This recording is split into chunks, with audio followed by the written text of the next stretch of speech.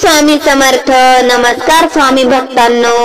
येत्या गुरुवारपर्यंत तुम्हाला जर चमत्कार बघायचा असेल तर तुम्ही या मंत्राकडे अजिबात दुर्लक्ष करू नका. हा मंत्र ऐकल्यानंतर तुमच्या जीवनात कधीही पैशाची कमतरता भासणार नाही, कारण हा मंत्र आपल्या श्री स्वामी समर्थांचा आहे, आपल्या गुरु महाराजांचा आहे.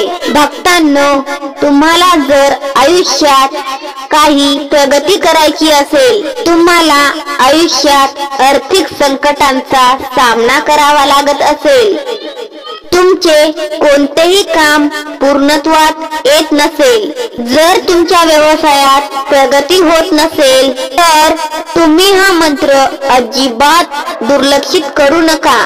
या मंत्रात इतकी शक्ती आहे की तो क्षणात रंकाचा राजा बनवू शकतो. तुमची कोणतीही इच्छा क्षणामध्ये पूर्ण करू शकतो. स्वामी भक्तांनो, तुमचा जर मंत्रांवर विश्वास असेल तर तुम्ही हा मंत्र पूर्ण 108 वेळा संपूर्ण ऐका, दुर्लक्षित करू नका. हा मंत्र अर्धावट सोडल्याने तुम्हाला या मंत्राचा लाभ मिळणार नाही, तुम्हाला या मंत्राचा चमत्कार पाहायला मिळणार नाही. त्यामुळे हा मंत्र तुम्ही संपूर्ण श्रद्धेने ऐका. तुमचा जर स्वामींच्या शक्तीवर विश्वास असेल तर तुम्ही तुमची इच्छा स्वामी माऊलींसमोर कमेंट मध्ये व्यक्त करा. स्वामी माऊली तुमची ती इच्छा नक्कीच पूर्ण करतील. नाही तर तुम्ही तुमच्या मनात हा मंत्र श्रवण करताना स्वामी माऊलींना ती इच्छा सांगा. स्वामी माऊली तुमची ती इच्छा नक्कीच पूर्ण करतील. चला तर जास्त वेळ न घेता या चमत्कारिक मंत्राला सुरुवात करूया. मंत्र सुरू करण्या अगोदर तुम्ही स्वामी माऊलींच्या या व्हिडिओला लाईक करा. कमेंट मध्ये श्री स्वामी समर्थ लिहायला विसरू नका. चला तर मंत्राला सुरुवात करूया. ओम श्री दिगंबरा दिगंबरा स्वामी समर्था दिगंबरा. ओम श्री दिगंबरा दिगंबरा स्वामी समर्था दिगंबरा. ओम श्री दिगंबरा दिगंबरा स्वामी समर्था दिगंबरा. ओम श्री दिगंबरा दिगंबरा स्वामी समर्था दिगंबरा. ओम श्री दिगंबरा दिगंबरा स्वामी समर्था दिगंबरा. ओम श्री दिगंबरा दिगंबरा स्वामी समर्था दिगंबरा. ओम श्री दिगंबरा दिगंबरा स्वामी समर्था दिगंबरा. ओम श्री दिगंबरा दिगंबरा स्वामी समर्था दिगंबरा. ओम श्री दिगंबरा दिगंबरा स्वामी समर्था दिगंबरा. ओम श्री दिगंबरा दिगंबरा स्वामी समर्था दिगंबरा. ओम श्री दिगंबरा दिगंबरा स्वामी समर्था दिगंबरा.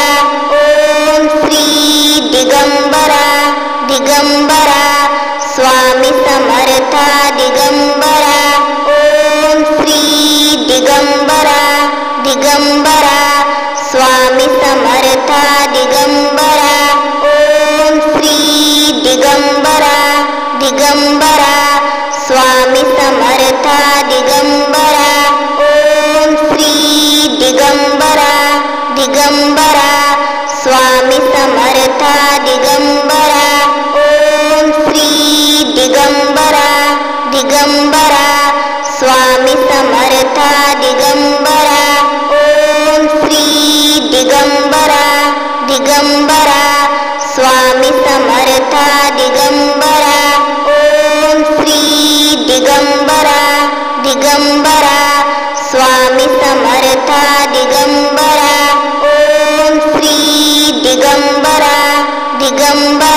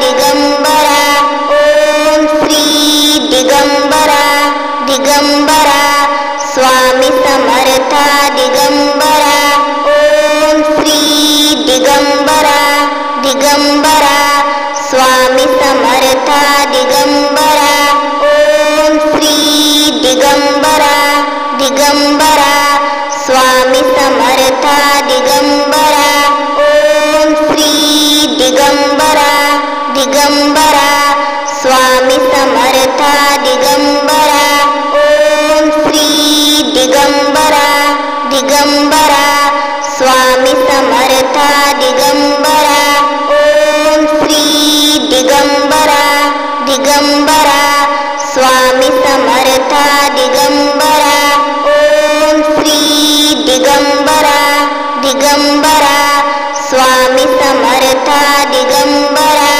ओम श्री दिगंबरा दिगंबरा स्वामी समर्था दिगंबरा ओम श्री दिगंबरा दिगंबरा स्वामी समर्था दिगंबरा ओम श्री दिगंबरा दिगंबरा स्वामी समर्था दिगंबरा ओम श्री दिगंबरा दिगंबरा स्वामी समर्था दिगंबरा ओम श्री दिगंबरा दिगंबरा स्वामी समर्था दिगंबरा ओम श्री दिगंबरा दिगंबरा स्वामी समर्था दिगंबरा ओम श्री दिगंबरा दिगंबरा स्वामी समर्था दिगंबरा ओम श्री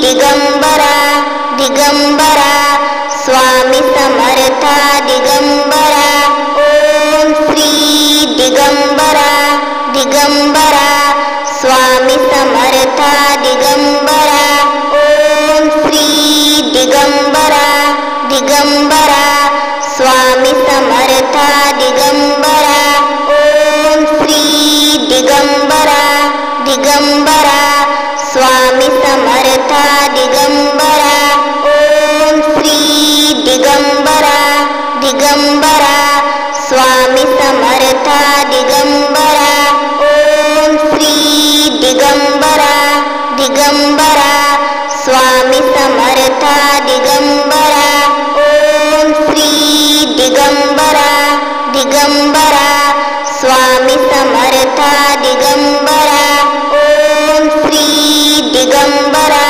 दिगंबरा स्वामी समर्था दिगंबरा ओम श्री दिगंबरा दिगंबरा स्वामी समर्था दिगंबरा ओम श्री दिगंबरा दिगंबरा स्वामी समर्था दिगंबरा ओम श्री दिगंबरा दिगंबरा स्वामी समर्था दिगंबरा ओम श्री दिगंबरा दिगंबरा स्वामी समर्था दिगंबरा ओम श्री दिगंबरा दिगंबरा स्वामी समर्था दिगंबरा ओम श्री दिगंबरा दिगंबरा स्वामी समर्था दिगंबरा ओम श्री दिगंबरा दिगंबरा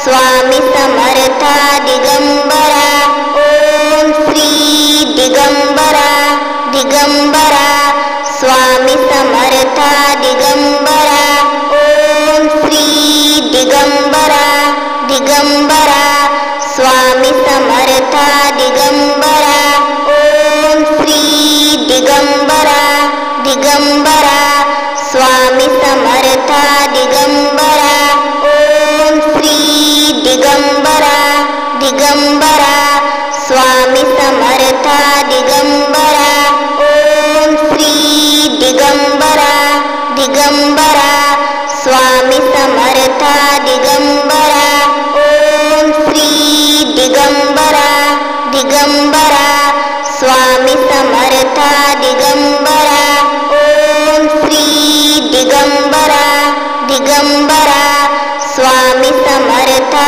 दिगंबरा।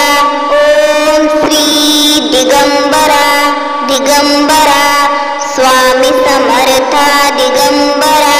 ओम श्री दिगंबरा दिगंबरा स्वामी समर्था दिगंबरा। ओम श्री दिगंबरा दिगंबरा स्वामी समर्था दिगंबरा।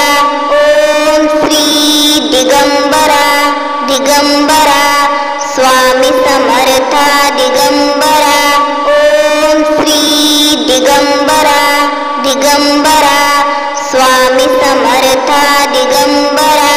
ओम श्री दिगंबरा दिगंबरा स्वामी समर्था दिगंबरा।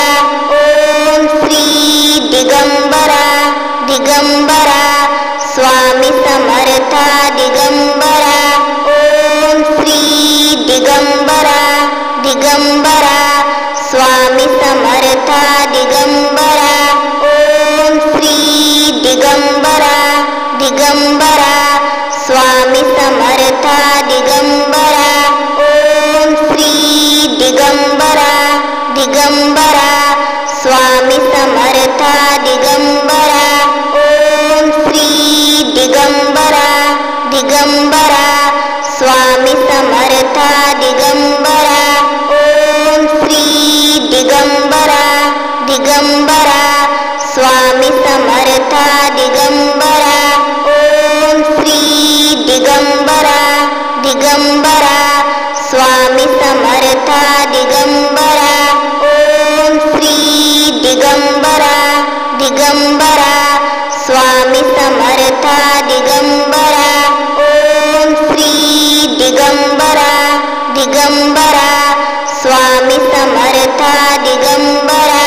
ओम श्री दिगंबरा दिगंबरा स्वामी समर्था दिगंबरा। ओम श्री दिगंबरा दिगंबरा स्वामी समर्था दिगंबरा। ओम श्री दिगंबरा दिगंबरा स्वामी समर्था दिगंबरा। ओम श्री दिगंबरा दिगंबरा स्वामी समर्था दिगंबरा। ओम श्री दिगंबरा दिगंबरा स्वामी समर्था दिगंबरा। ओम श्री दिगंबरा दिगंबरा स्वामी समर्था दिगंबरा। ओम श्री दिगंबरा दिगंबरा स्वामी समर्था दिगंबरा। ओम श्री दिगंबरा दिगंबरा स्वामी समर्था दिगंबरा। ओम श्री दिगंबरा दिगंबरा स्वामी समर्था दिगंबरा। ओम श्री दिगंबरा दिगंबरा स्वामी समर्था दिगंबरा। ओम श्री दिगंबरा दिगंबरा स्वामी समर्था दिगंबरा। ओम श्री दिगंबरा दिगंबरा स्वामी समर्था दिगंबरा। ओम श्री दिगंबरा दिगंबरा स्वामी समर्था दिगंबरा। ओम श्री दिगंबरा दिगंबरा स्वामी समर्था दिगंबरा। ओम श्री दिगंबरा दिगंबरा स्वामी समर्था दिगंबरा। ओम श्री दिगंबरा दिगंबरा स्वामी समर्था दिगंबरा। ओम श्री दिगंबरा दिगंबरा स्वामी समर्था दिगंबरा। ओम